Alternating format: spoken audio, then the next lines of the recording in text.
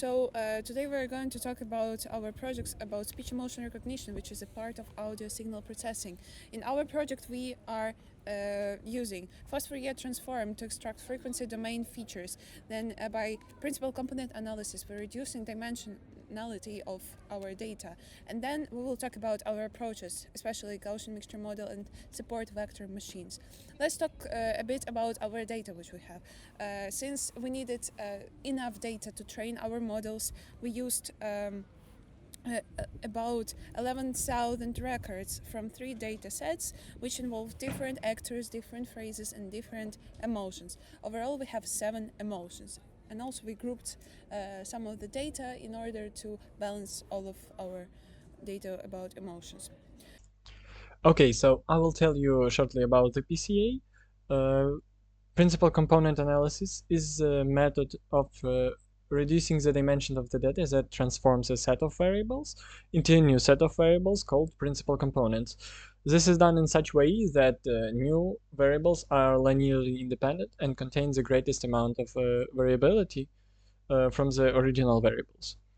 So to do that, we firstly we center the data so that the principal component analysis will capture the true variance, and then we find the covariance matrix, which shows us how the variables vary together. Means that how a feature varies relatively to another feature. Uh, After that, we are finding the eigenvalues and eigenvectors of the covariance matrix, because eigenvectors correspond to the directions in which the data have the greatest variance, and the eigenvalues determine the strengths or importance of each of these directions. So to find these eigenvectors, we use the power method or power iteration, which recurrently find the eigenvector, and after that we need to deflate the matrix by subtracting the lambda multiplied by outer of eigenvector. And to find the eigenvalue or lambda, we use the Rayleigh quotient that converges to the dominant eigenvalue.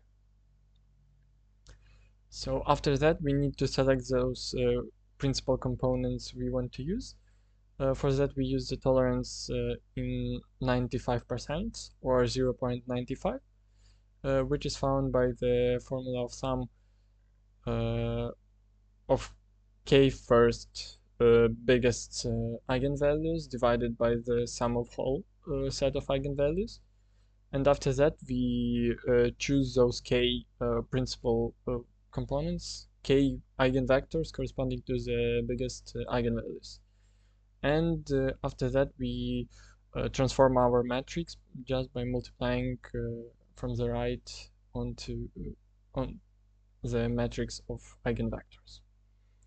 So our data is n times k, n times m matrix.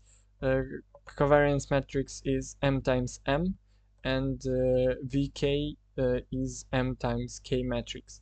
So n times m x multiplied by m times x vk will be n times k x prime. Approaches which could be used is k-nearest neighbor, but in our case it is really important how our data is distributed, because it can form not only circles in 2 dimension or spheres in 3 dimension, but it could be ellipsoids or so, or even harder figures. So in that case we're not using the simple Euclidean distance, but Mullen-Haller-Nobis distance, which measures also the covariances of each point of the data. By that, we firstly randomly picking 3 points from our data, which determine our mean values in each cluster. We have for each emotion 3 clusters. Each cluster from each emotion describes its special features of that emotion. After clusterizing and deriving the main features, which are the mean value, the covariance matrix, and the amount of data in each cluster, we then calculating the probability of each point belongs to each cluster, and after that we rerunning the model. We determine by the probability how we distribute data into clusters, and then we are running our test data in order to determine to which emotion our point belongs.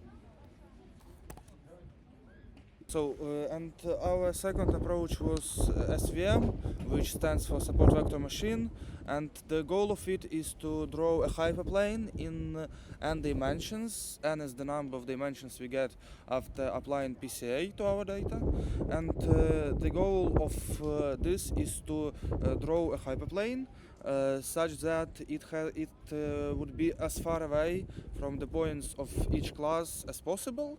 And to do that, we introduce this loss function, which weights on one hand the distance from the points, and on the other hand it has our hinge loss function, which specifies our loss for wrongly classified points while we are doing the classification.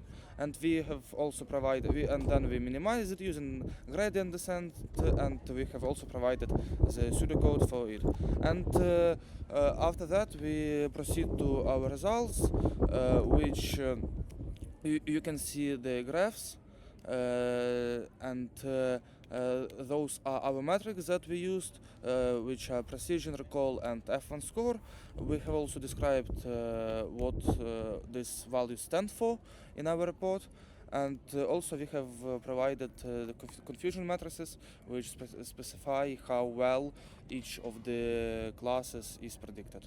Have 0.25 accuracy score for Gaussian mixture model and 0.52 for support vector machine. This is not the bad results, especially if we're talking about the aim of our project, which was just to compare and to test such classifiers, not to improve our model for as high accuracy score as possible. You can find different models in the internet. So after comparing, we got not that bad results. Thank you for watching. Thank you. Yeah. Have a nice day.